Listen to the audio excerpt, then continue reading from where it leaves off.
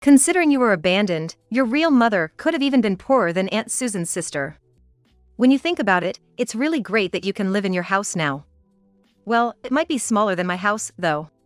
Mirabelle said with a nasty smile, laughing ha ha ha as she spoke to her niece. My son was appalled by Mirabelle's terrible slander and grabbed her shoulder, shouting, "Hey! Mirabelle! There's no need to say that much to a child, right? Isn't that too much?" "That's right, Mirabelle. That's too much.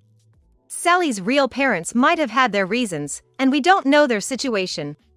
It's wrong to just negate them like that." I also condemned Mirabelle, agreeing with my son. Mirabelle lacked consideration for her niece too much. But it's not a normal family, Aunt Susan's family. Normally, you'd want to raise your own child, right? And yet, to choose to raise someone else's child is unbelievable. I couldn't do it. And to have a child whose background we don't even know in our house is honestly pretty creepy. Mirabelle continued her abusive speech with a smirk on her face, scratching her cheek. What? My son and I were lost for words at Mirabelle's outrageous remarks. This conversation was not something an 8-year-old niece should hear. I didn't want to stay here any longer and was thinking about taking my niece and leaving. It was when the niece who had been silent until then asked Mirabelle a question. I've been curious about this for a while, but who is the person living in the closet next to the living room?" The niece had a look of conviction on her face. Mirabelle turned pale and froze at the question. "I am Susan Young. I'm 60 years old, belonging to what society calls the senior generation.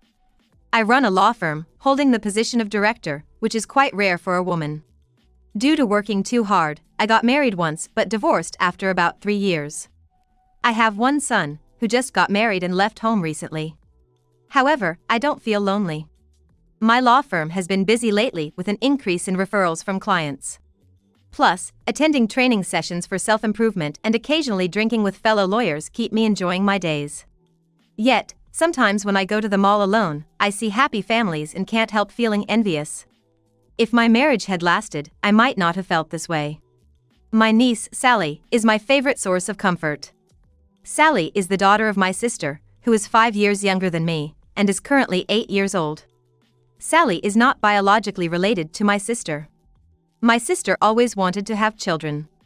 With the cooperation of her husband, they tried hard together but were unable to conceive and eventually gave up on fertility treatments. However, both loved children so much that they became a family through adoption when Sally was 3 years old. But Sally is a bit of an unusual presence. She has a sharp intuition, and from my perspective, it seems like she has some special abilities. Once, when my sister and Sally were coming to visit my house, I secretly hid some fancy sweets I had received from a client deep in the fridge. Sally loves sweets, and if she found them, she would insist on eating them. Especially since she can't resist fancy sweets and would fuss until she got to eat them. That's why I hid them, but after my sister and Sally arrived at my house for a while, Sally started fussing. I smell something good?" My sister laughed, not believing her. "What are you talking about?" Sally, sniffing around, pointed at me and said, "I definitely smell something good. Susan, you must be hiding some delicious sweets from me. They must be in the back of the fridge."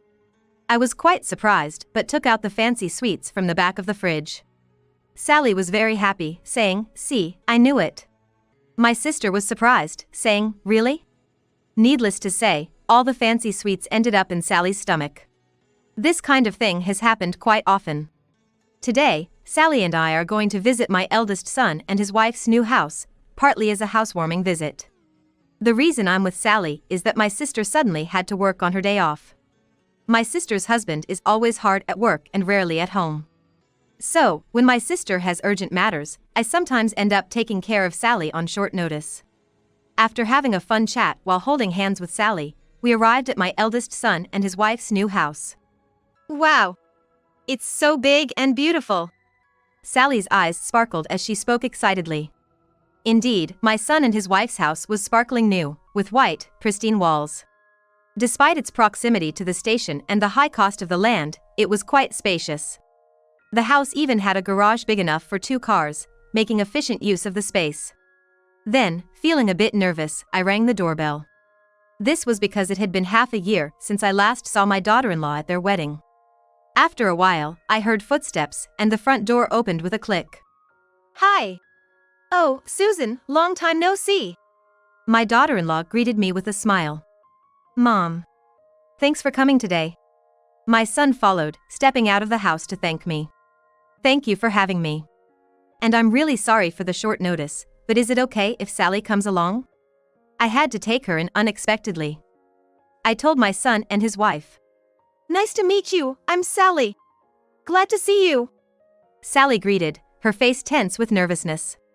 Of course, that's fine. Sally, is it? How cute.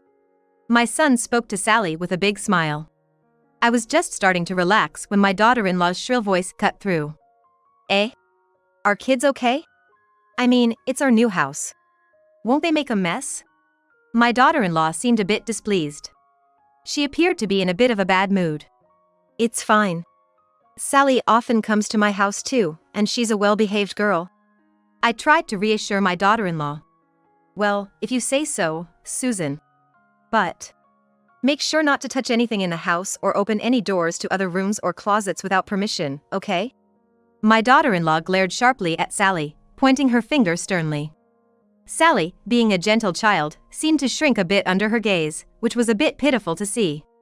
Afterward, my daughter-in-law served us tea, and we chatted about trivial things for a while.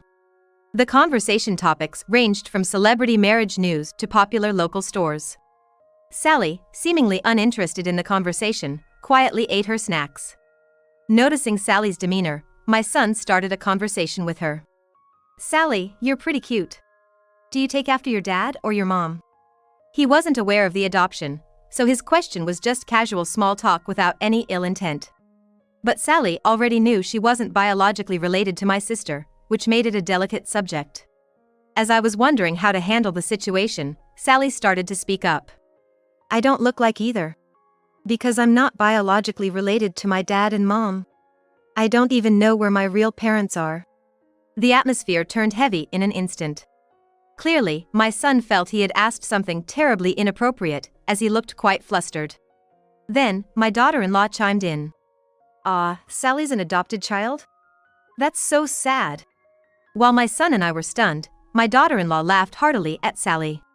Then, Sally might not be able to have a happy marriage, you know. You know, because of the cycle of negativity and all. My daughter-in-law said with a sneering smile. That's incredibly rude of you. Sally, I'm sorry. My son scolded his wife and apologized to Sally. It's okay, it's the truth. Please don't worry about it. Sally, perhaps out of concern for my son, acted as if it was no big deal. My daughter-in-law had a look as if she couldn't understand what she did wrong. I was furious at my daughter-in-law's appalling behavior. Completely insensitive to an 8-year-old child. At the same time, I felt terribly sorry for Sally, having to endure such treatment from my daughter-in-law. Let's give you a tour of the new house. My son tried to lighten the heavy mood, adopting a deliberately cheerful tone. I think you'll be surprised. It's quite spacious.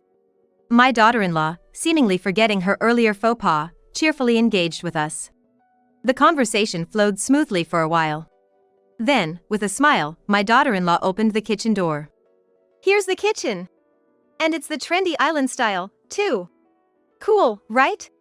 I really insisted on this when we ordered it. My daughter-in-law boasted as if on cloud nine. Yes, it's amazing. I agreed, as the kitchen was spacious and seemed quite expensive, luxurious even. In that manner, we were guided by my son and his wife through various rooms, including the bathroom, toilet, and bedroom. Occasional comments from my daughter-in-law, like pretty nice, huh? Sally must be quite envious of this room, were unnecessary, though. After taking a tour of the new house, we returned to the living room and sat down for tea again.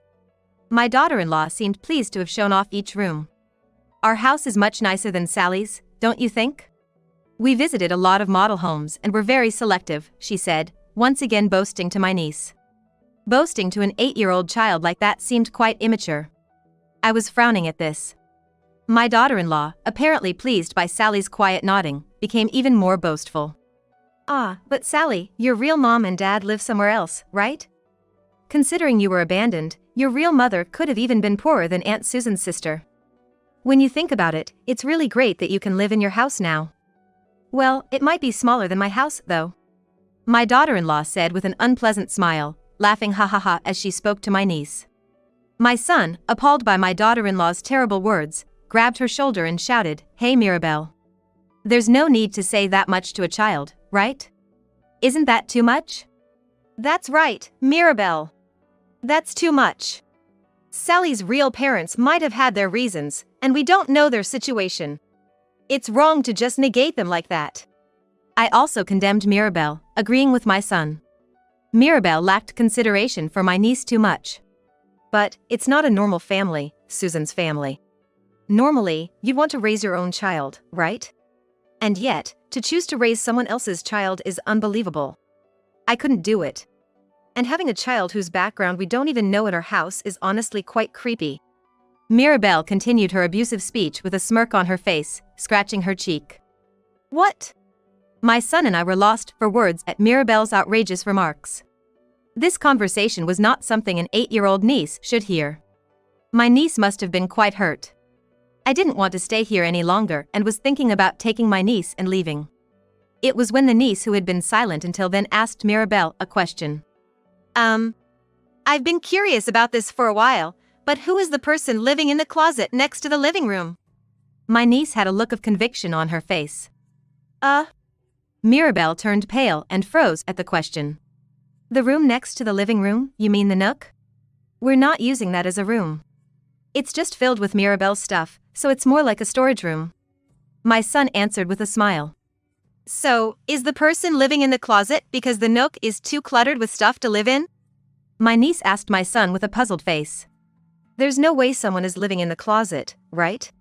What are you talking about, Sally?" My son retorted back at my niece, a bit panicked. "We're newlyweds, you know? We don't have any children yet, and it's just the two of us living in this house. There's no way someone else is here, right? Right, Tom?" Mirabelle pressed on, talking to my son.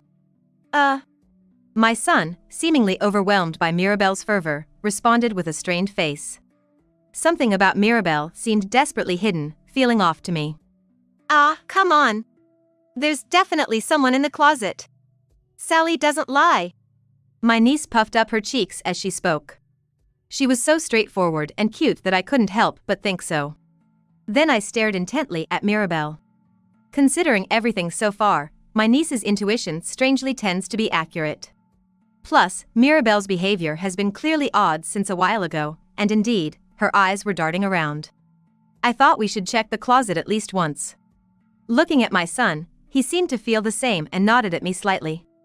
So, I said in a deliberately cheerful tone. "Hey, since Sally is saying this, why don't we take a look in the closet just once?" "No, there's really no need to check the closet, right?" Mirabelle refused, waving her hands more frantically, her expression turning a bit irritable. It made her all the more suspicious. "But I'm really curious. I promise we won't touch or break anything inside the closet." My niece desperately spoke to Mirabelle. "Mirabelle, since Sally is saying this, why not show us just once? Besides, Sally is quite a mysterious child, and her hunches tend to be right. What if, hypothetically, there was a burglar hiding in the closet? Wouldn't you be worried?" I spoke to Mirabelle in a convincing tone. At this point, I suspected Mirabelle might be up to no good, but I tried not to show it. "Well, but..." Mirabelle hesitated. Come on. Mirabelle. Susan and Sally are saying so, let's just take a look in the closet, okay? There's nothing weird in there, right?" My son, seemingly deciding enough was enough, spoke bluntly. "Wait a minute. Let's leave the nook and closet for another day, okay? I'll clean it up nicely, okay? Let's do that, shall we?" Mirabelle persisted, seemingly having something she desperately didn't want us to see. Seizing the moment, I stood up decisively. "That's enough, Mirabelle. You're hiding something in the closet, aren't you? Let me check," I said and briskly opened the door leading to the nook next to the living room. Looking inside the nook, it indeed seemed to be a storage room, as she said. Cardboard boxes were placed everywhere, creating a cluttered scene. Amidst this, Mirabelle said, "Susan, now that you see it's just a storage room, we're good, right? Let's go back to the living room quickly, trying to pull my arm to prevent further intrusion. However, what I wanted to check was the closet Sally mentioned. But Mirabelle, seemingly very reluctant to have it seen, grabbed my arm and wouldn't let go. Then, Sally slipped by us into the nook and stood in front of the closet. "Sorry, Auntie. I just really need to know, so I'm going to open it." Saying so, Sally energetically slid open the closet doors with a bang. And when we looked inside the closet, to our surprise, there was a man lying down, asleep. "What the hell, Mirabelle? Why is there a stranger sleeping in our closet?" My son was furious, shouting at Mirabelle. Mirabelle's face went beyond pale to sheer white. All she could say was, "I'm sorry." "Mirabelle, what is this about? You just got married to Tom, and you're already having an affair?" Although I was angry, confusion prevailed. The man sleeping in the closet appeared to be in his early 20s. Quite handsome, but severely emaciated. I thought he was sleeping, but upon closer inspection, he seemed to be in a semi-conscious state. Moreover, his mouth was carefully covered with cloth, as if to prevent him from speaking. His hands were restrained with toy handcuffs, making it impossible for him to escape. As my son and I were silent due to the shock of the situation, my niece asked Mirabelle, "Auntie, did you kidnap this person?" I thought it was incredible how calmly my niece could ask in this situation. When asked by my niece, Mirabelle, who had turned completely pale until then, defiantly answered, "So what if I did," with a nonchalant expression. "Mirabelle, do you even realize what you're saying?"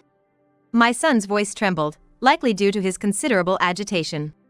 Well, anyone would react the same way in such a situation. "Yes, Mirabelle. Kidnapping is a crime, you know?" My voice also went high-pitched as I spoke. But I couldn't help it. Tom may have money, but he looks like a bear.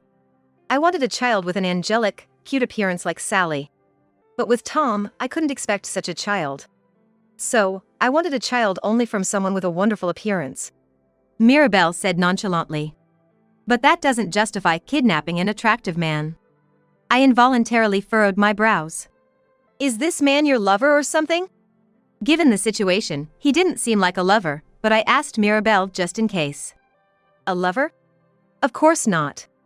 This guy was a bartender at the club I used to go to, and I always requested him. But he suddenly got fired due to some trouble with the club and was about to be kicked out of his dorm. So, I told him I'd take care of him for a while if he came to our house, and I brought him here."